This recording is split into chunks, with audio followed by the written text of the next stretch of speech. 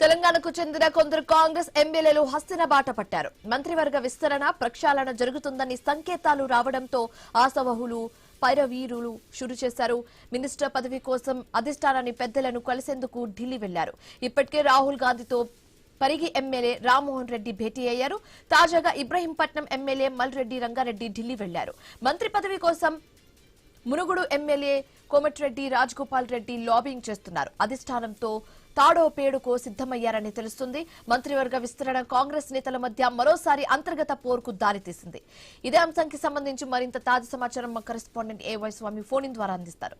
స్వామి, శివాని, రాష్ట్ర cabinet reshuffle జరుగుతుంది, కొన్ని శాఖల పునర్వ్యవస్థీకరణ జరుగుతుందని చెప్పేసి ప్రచారం జరుగుతుంది. అయితే ముఖ్యమంత్రి ఇష్టానుసారమే దీన్ని నిర్వహించే అవకాశం కనబడుతుంది. అయితే ప్రభుత్వం ఏర్పడి 2.5 సంవత్సరాలు దాటిపోయింది. చాలా మంది ఆశావారు మంత్రి పదవులు ఆశలు పెట్టుకున్న వారందరూ కూడా నిరాశగా ఉన్నారు.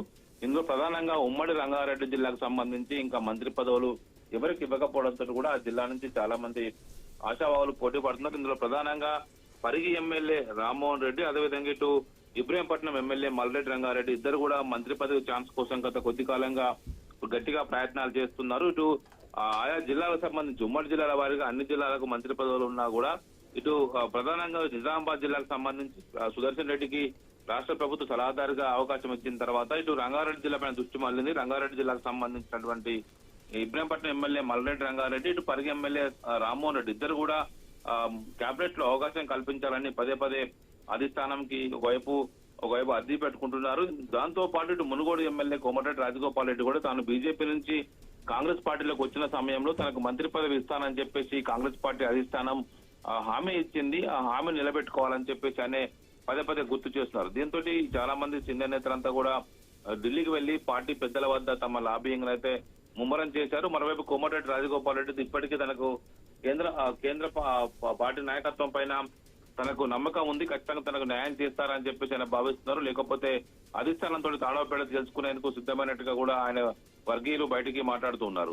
మొత్తానికి కాంగ్రెస్ పార్టీలో ఇప్పుడున్న పరిస్థితుల్లో రాష్ట్ర మంత్రివర్గంలో మరొక సీటు ఖాళీగా ఉన్నది. ఇటీవల కాలంలో జూబ్లీ బై ఎలక్షన్ సందర్భంగా అజారుద్దీన్ కి హైదరాబాద్ నగరం కోటాలో మంత్రి పదవి కట్టబెట్టారు. మిగతా ఈ ఖాళీగా ఉన్న వాటిని భర్తీ చేయాలని చెప్పేసి కూడా కోరుతూ ఉన్నారు. ఈ నేపథ్యంలో చాలా మంది సీనియర్ నాయకులంతా కూడా ఢిల్లీకి వెళ్లి తన లాబింగ్ చేసుకుని మంత్రివర్గంలో ఛాన్స్ కోసం తీవ్రంగా ప్రయత్నిస్తున్నారు.